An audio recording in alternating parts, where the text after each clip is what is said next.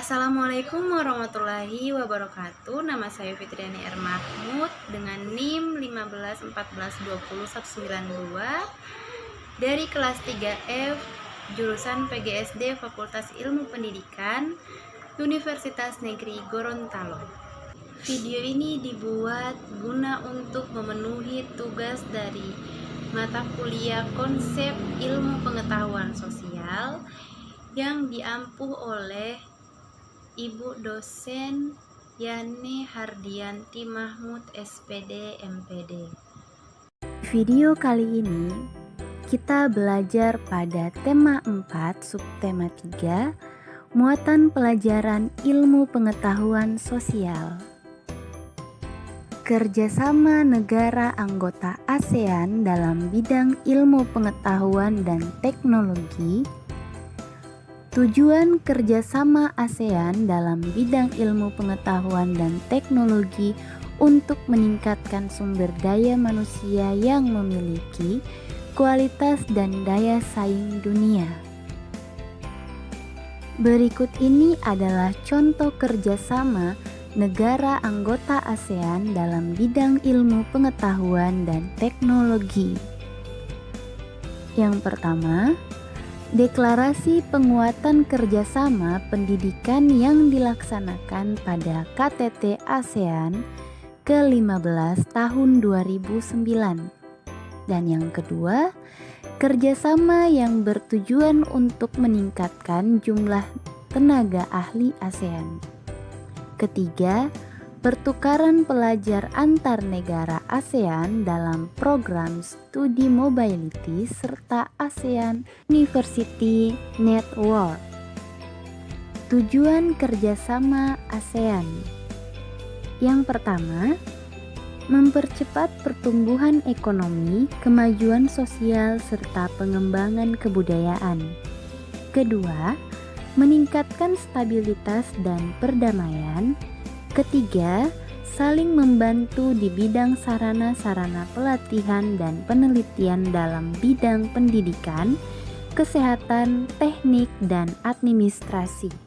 Tujuan kerjasama ASEAN lainnya yaitu menjalin kerjasama yang lebih efektif guna meningkatkan hasil pertanian dan industri, perluasan perdagangan, perbaikan sarana dan prasarana transportasi dan komunikasi, serta peningkatan taraf hidup rakyat dari negara-negara anggota.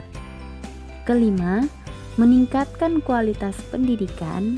Keenam, mempertahankan kerjasama yang erat dengan organisasi-organisasi internasional maupun regional lainnya. Manfaat kerjasama ASEAN. Yang pertama, menumbuhkan rasa saling memiliki dan toleransi antar negara anggota.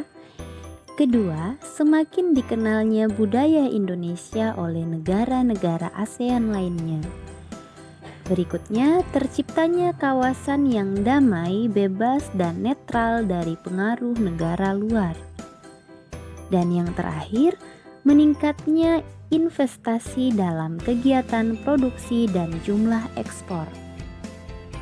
Manfaat kerjasama ASEAN yang berikutnya yaitu semakin luasnya pasar internasional, pemenuhan kebutuhan dalam negeri, memperluas lapangan pekerjaan, meratanya perkembangan penguasaan ilmu pengetahuan dan teknologi di ASEAN.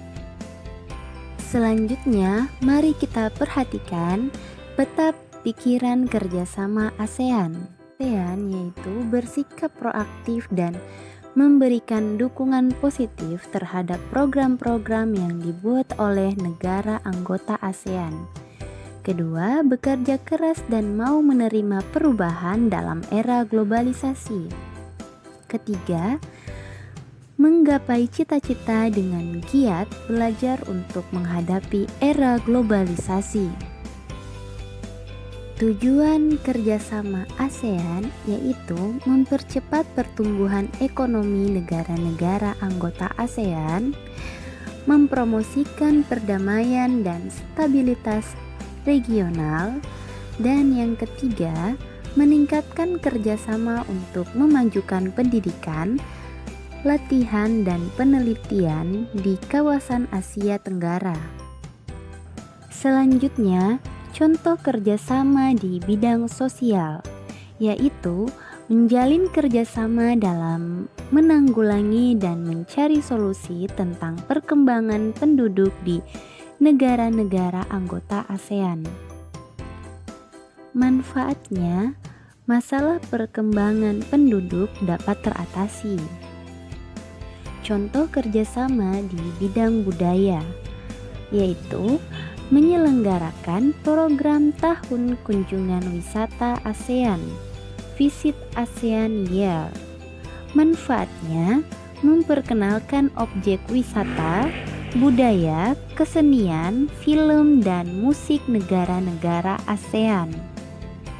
Kemudian di bidang politik, contoh kerjasama mengadakan pertemuan rutin Menteri Pertahanan negara-negara ASEAN. Manfaatnya, meningkatkan hubungan diplomasi antar negara ASEAN.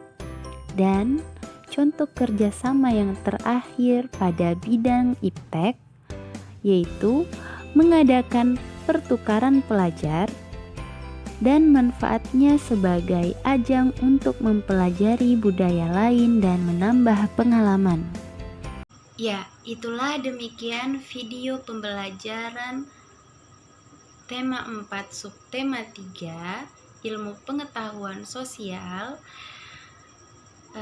Terima kasih yang sudah menonton. Wassalamualaikum warahmatullahi wabarakatuh.